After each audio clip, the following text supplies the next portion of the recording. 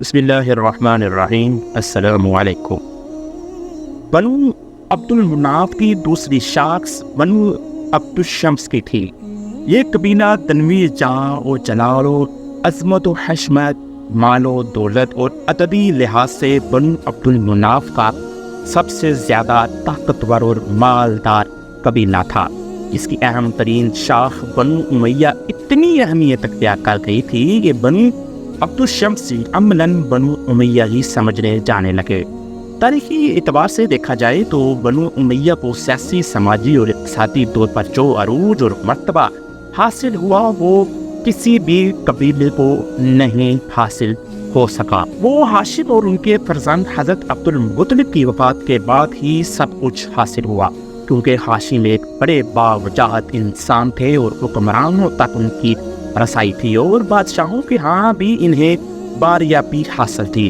وہ بہت مدبر منتظم بھی تھے، بڑے باہمت اور فرائض کی ادائیگی اور انجام دہی میں نہایت چاپ دست تھے۔ ان کے صاحبزادے جناب عبد المطلب کو بھی اللہ تعالیٰ نے انہی صلاحیتوں اور خوبیوں سے نوازا تھا جن سے ان کے باپ ہاشم کو نوازا تھا۔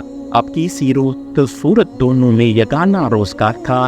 چہرے سے وجاہت اور حیبت، آنکھوں سے شرافت اور نجابت، رخساروں سے جلالت و عظمت کی شعائیں واضح تھیں۔ آپ جو دو سخا میں بھی شہرائے آفاق تھے۔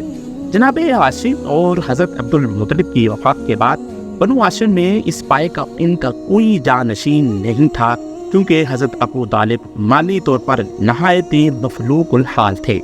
مزید برآں جسمانی طور پر بھی آپ کی ایک ٹانگ میں نقص تھا۔ شاید اسی نقص کی وجہ سے ہی آپ کی حرب و فجار میں اور نہ ہی کسی اور جنگ میں شرکت کا پتہ چلتا ہے۔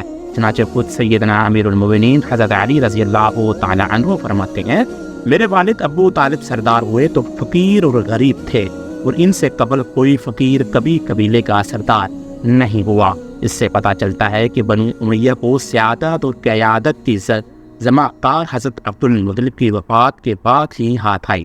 عبد الشمس کو ہاشم کی طرح اپنے باپ کی زندگی میں ہی برابری کا مقام حاصل تھا، اور باپ کے انتقال کے بعد اگر ہاشم کو سقایا اور رفادا کے عہدے ملے تھے تو عبد الشمس کو قیادت کا عظیم المنصب ملا تھا۔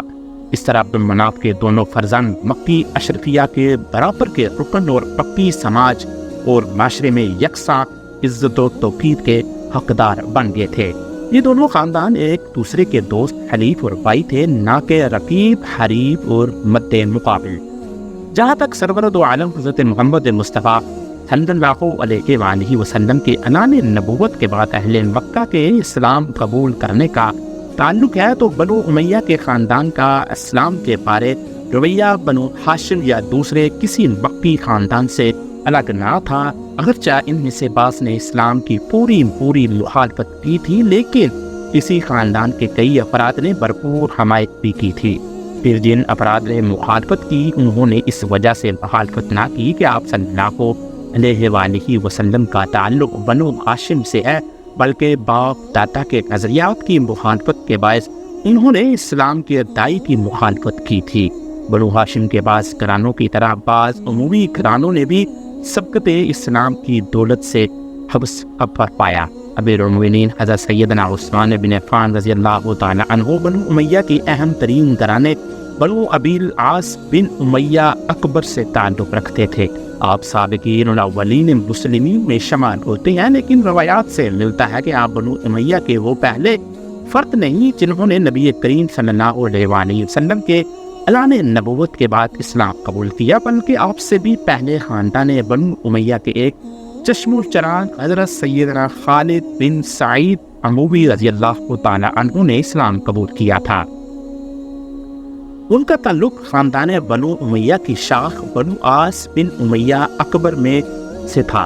روایات سے پتہ چلتا ہے کہ خاندان بنو امیہ سے تعلق رکھنے والے آپ سب سے پہلے عمومی مسلمان تھے، جن کا سلسلہ سابقین الاولین صحابہ میں تیسرا یا چوتھا ہے۔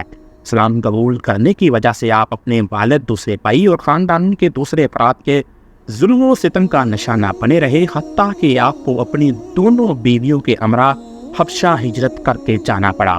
بنو امیہ سے تعلق رکھنے والے دوسرے قدیم ترین مسلمان امیر المومنین حضرت عثمان بن عفان رضی اللہ تعالیٰ عنہ تھے، جو امیر المومنین حضرت ابو بکر صدیق رضی اللہ تعالیٰ عنہ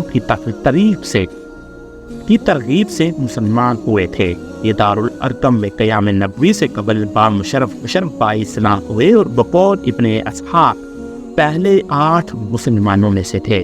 ان کے حقیقی چچا حکم بن ابی العاص نے اسلام لانے کی وجہ سے ان پر بڑے ظلم مظالم توڑے۔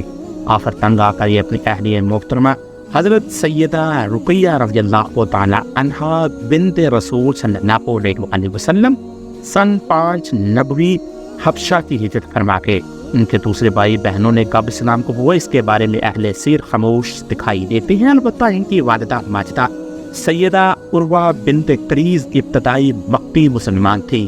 ان کے علاوہ آپ کی ایک اہلیہ رملہ بنت شیبہ بن ربیہ جو خاندان بنو امیہ سے تھی، ابتدائی مکی مسلمان اور مہاجر مدینہ تھی۔ حضرت عثمان بن عفان کے بعد خاندان بنو امیہ سے تعلق رکھنے والے تیسرے اہم ترین مکی مسلمان حضرت سیدنا ابو حذیفہ رضی اللہ تعالی عنہ بن عتبہ بن ربیہ تھے۔ آپ نے نہ صرف آغاز اسلام میں حلقہ بگوش اسلام قبول کیا، بلکہ مکہ میں اپنوں ہی کے ہاتھوں ستائے جانے کی وجہ سے اپنی اہلیہ محترمہ حضرت سہلہ بنت سہیل عامری کے ساتھ حبشہ ہجرت فرما گئے۔ پھر وہاں سے مدینہ تشریف لے گئے اور جنگ بدر میں شریک ہوئے۔ ان کے خاندان میں ایک زد بہن کے علاوہ اور کسی فتح مکہ سے قبل مسلمان ہونے کا ذکر نہیں ملتا۔ البتہ ان کے ایک مولا سیدنا سالم رضی اللہ تعالیٰ عنہ ہیں، جو بالکل آغاز اسلام ہی میں حلقہ بگوش اسلام ہو گئے تھے۔ روایات سے یہ بھی معلوم ہوتا ہے کہ بنو حرب بن امیہ جو کہ ابو سفیان کا خاندان ہے، کسی فرد نے مکی عہد میں اسلام قبول نہیں کیا تھا، تاہم اس خاندان کی ایک خاتون ام المومنین حضرت سیدہ ام حبیبہ رضی اللہ تعالی عنہا جو کہ ابو سفیان بن حرب کی صاحبزادی ہیں، ابتدائی مسلمان تھیں۔ یعنی اس خاندان کے مردوں نے سوائے حضرت معاویہ اور حضرت یزید بن ابی سفیان کے فتح مکہ سے پہلے اسلام قبول نہیں کیا تھا۔ ابو سفیان کے دونوں صاحبزادے صلح حدیبیہ کے بعد غالباً عمرۃ القضاء کے موقع پر مسلمان ہو گئے تھے۔ دوستو، اگر خاندان بنو ہاشم اور خاندان بنو امیہ کے قبول اسلام کا تقابلی جائزہ لیا جائے تو اس میں ایک حیرت انگیز قسم کی مماثلت پائی جاتی ہے۔